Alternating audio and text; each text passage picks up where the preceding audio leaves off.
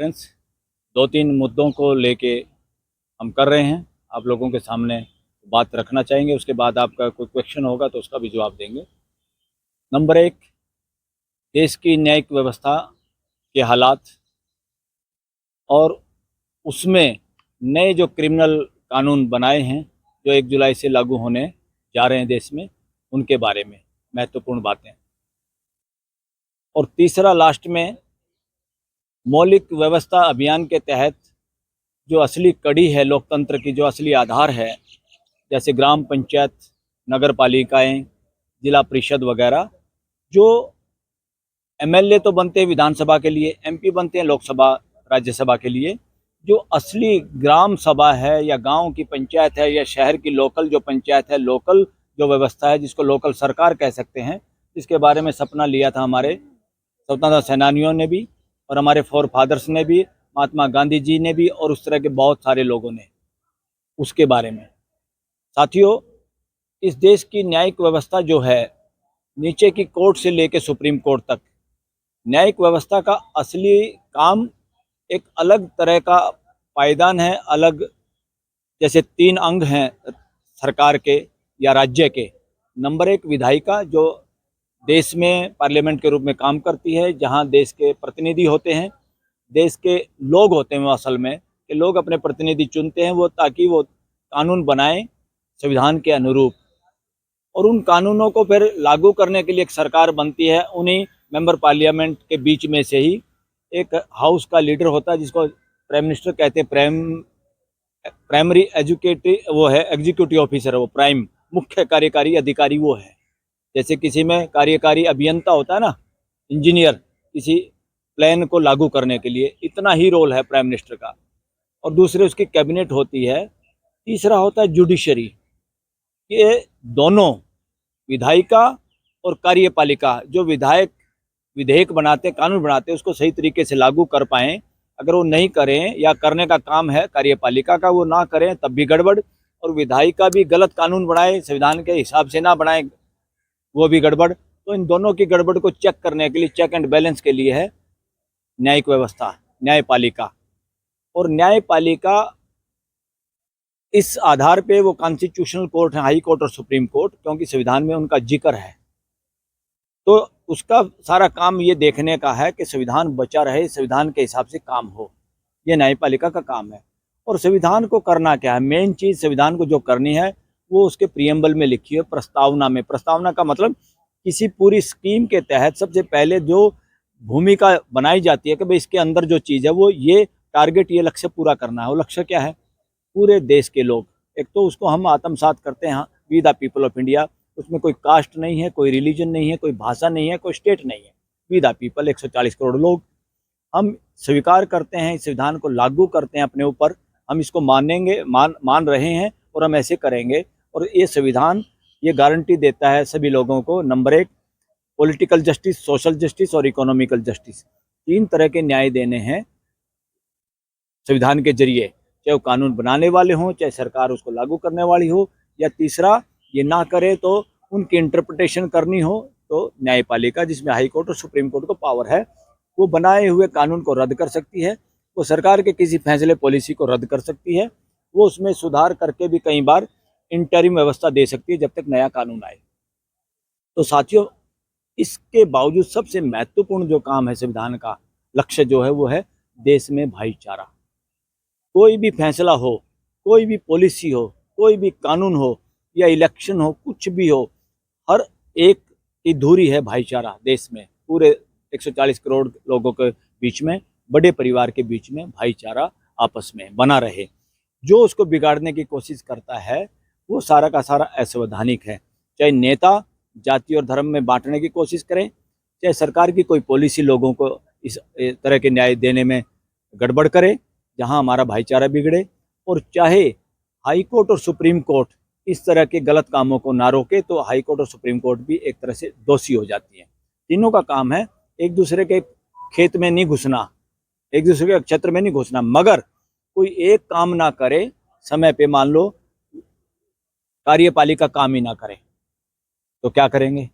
तो जब तक नई कार्यपालिका आती है तो कम से कम इस तरह की व्यवस्था देश में हो कि सुचारू रूप से संविधान की व्यवस्था चलती रहे।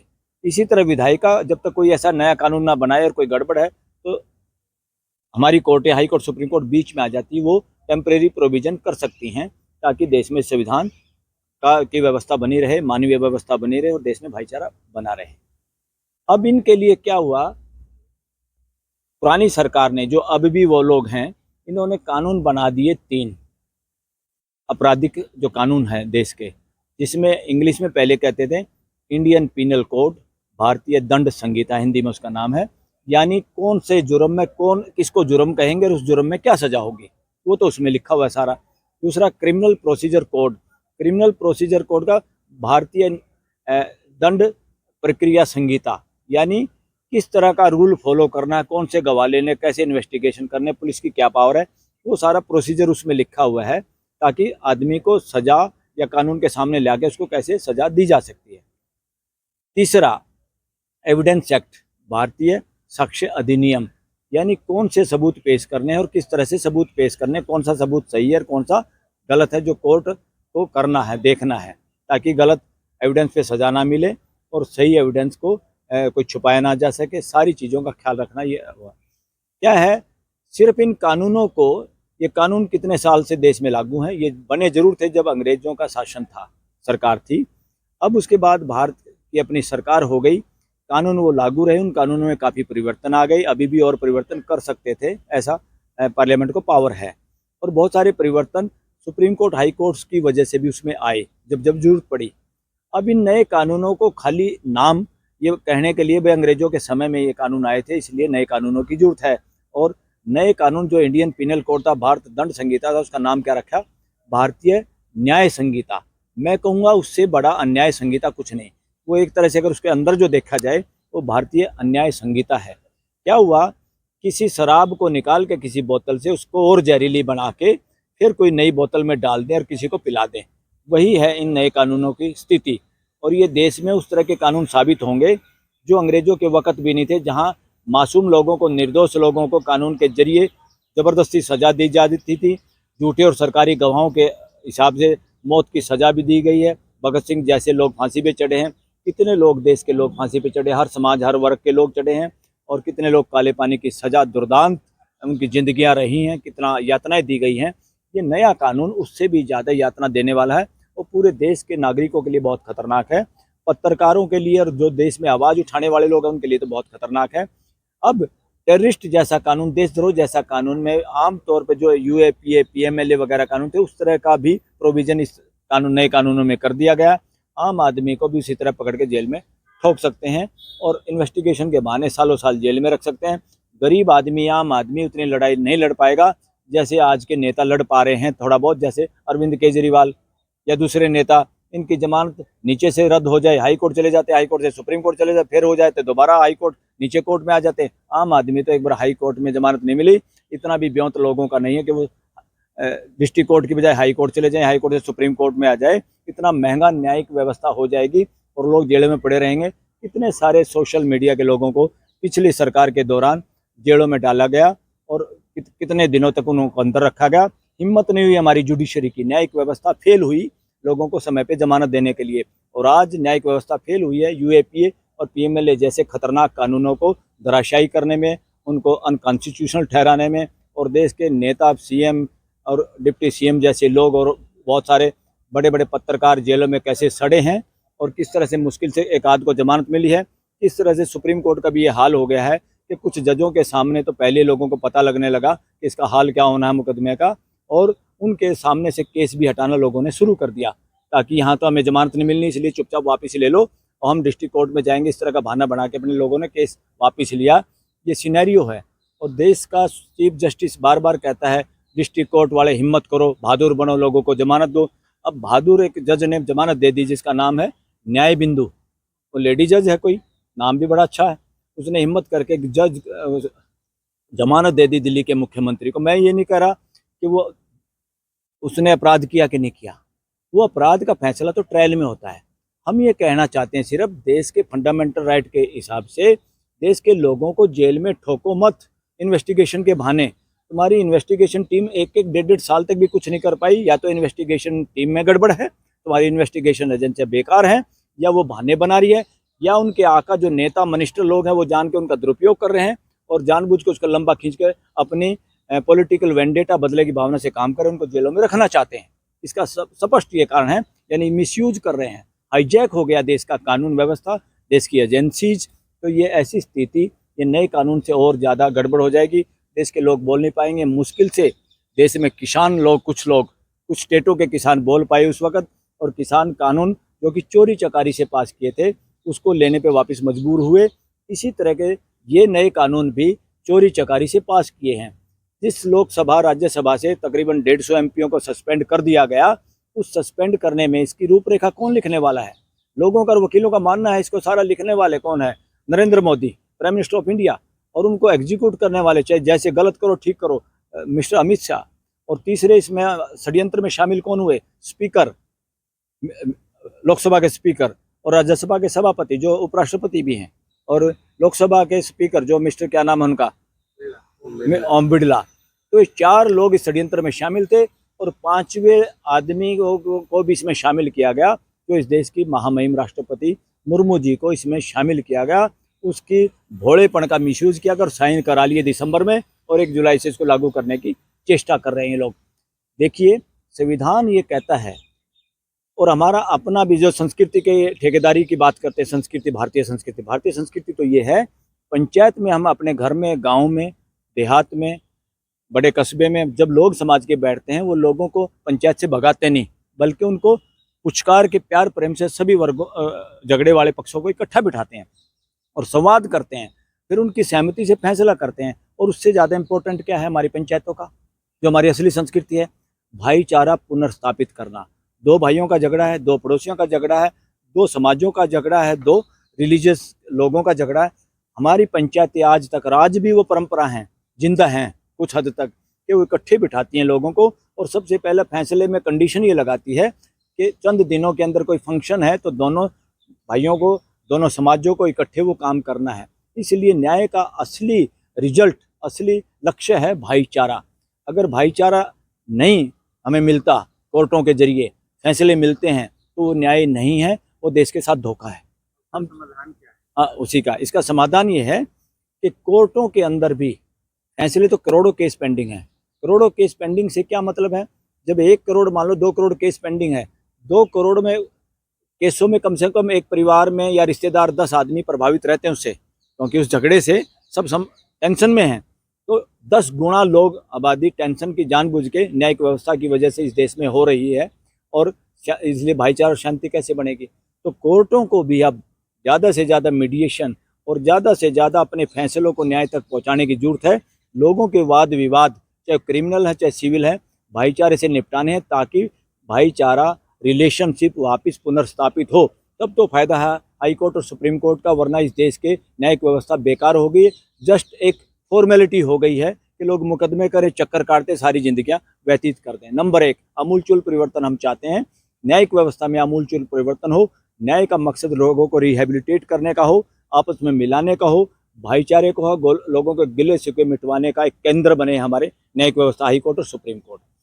दूसरा, ये जो कानून जो नए बने हैं, इन कानूनों के तहत इतना बड़ा षड्यंत्र होगा, करोड़ों करोड़ों घंटे इस देश के बर्बाद होंगे, लाखों करोड़ घंटे। क्यों? वही कानून लगभग धाराएं बदल दी, जैसे नेशनल हाईवे के नंबर बदल दो, सड़कें वही, नंबर बदल दो तो सारा उल्टा सुल्टा हो जाता सिस्टम। इसमें जो सैकड़ों धाराएं हैं, इतने सारे नए वकील, पुराने वकील, जज पूरे देश के, और जिनके मुकदमे चल रहे हैं या जिनके मुकदमे चलेंगे, जिनके पुराने भी चल रहे हैं, उसी से रिलेटेड कोई नया मुकदमा भी है तो नया भी चलेगा, पुराना भी चलेगा। और धाराएं समझने समझाने में ये जज हमारे डिस्ट्रिक्ट कोर्टों के उलझे रहेंगे। अभी करोड़ों केस पेंडिंग हैं, ये नए आने के बाद तो और ज़्यादा इस देश को उलझेगा। ये उसी तरह से जैसे चमड़े का सिक्का देश में चलाना, इससे खतरनाक और घटिया काम कुछ नहीं किया पार्लियामेंट ने। पार्लियामेंट में सारे वो MP दोषी हैं, और ये 4 लोग प्रमुख दोषी हैं, देश के संविधान के भी दोषी हैं। एक तरह से ये देश के, क्या कहूँ मैं, देश के चोर हैं। ये लोग चोरी से काम किया है, चोरी और सीना चोरी।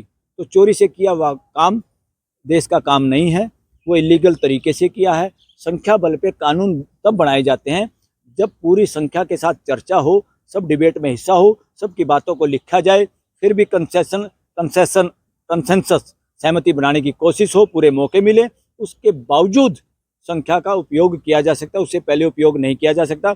उससे पहले इस तरह सस्पेंड करके एमपीओ को 100-150 के करीब एमपीओ को सस्पेंड करके ये देशद्रोह किया है। इस देशद्रोह में पार्लियामेंट के वो सारे एमपी शामिल हैं जो उस वक्त इसको कानून पास करने वाले थे, उनके ऊपर भी और उनके बच्चों के ऊपर भी ये काला कानून लागू होगा।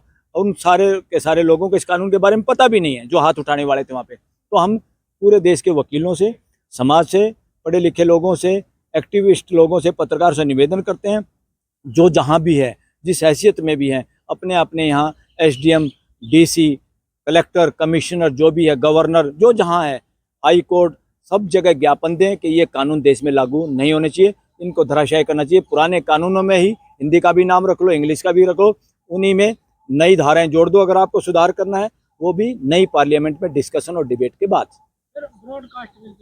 यस यस, अब देखिए, हाँ, यस यस, ब्रॉडकास्ट बिल भी उसी तरह से काला होगा कि इस देश की हर जुबान पे ताला लग जाए। ये ब्रॉडकास्ट बिल कुछ नहीं है, ये सोशल मीडिया जो जागरूक हुआ है, जो देश का असली मीडिया है, ये उसकी जुबान काटने के लिए है, उसका मुंह बंद करने के लिए, और कुछ नहीं है। मेन मीडिया तो पहले तोता बना हुआ था, भांडगिरी कर ही रहा था सरकार की। मेन मीडिया तो पैसा देश का खाता है और प्रचार एक आदमी का करता है। देश का पैसा खाता है, प्रचार एक पार्टी का करता है। ऐसा बदमाश मीडिया पूरी दुनिया में किसी देश में देखने को नहीं मिला। कहीं जहाँ तानाशाह थे वहाँ इस तरह के मीडिया ने काम किया कुछ दिनों तक, मगर यहाँ का मीडिया तो बिना डिक्लेयर्ड तानाशाह के अंडर में और इस तरह का काम किया है।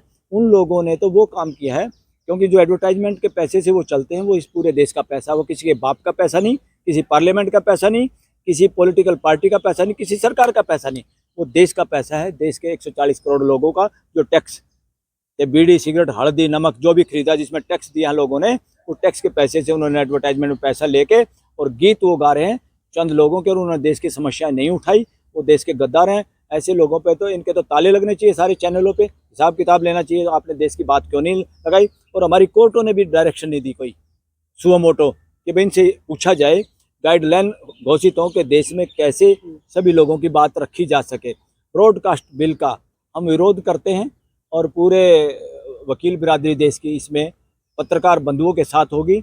ये ब्रॉडकास्ट के जरिए जो बात पहुंचनी है, सोशल मीडिया के जरिए, वो तो पूरे देश की जनता की आवाज़ पहुंचनी है। इसलिए पूरे देश की जनता का मुंह बंद होगा अगर सोशल मीडिया नहीं बोल पाएगा, आप लोगों पे अगर कार्रवाई होगी तो। इसलिए सोशल मीडिया ऑफ इंडिया नाम का एक फंक्शन सुप्रीम कोर्ट के पास में जल्दी होने वाला है।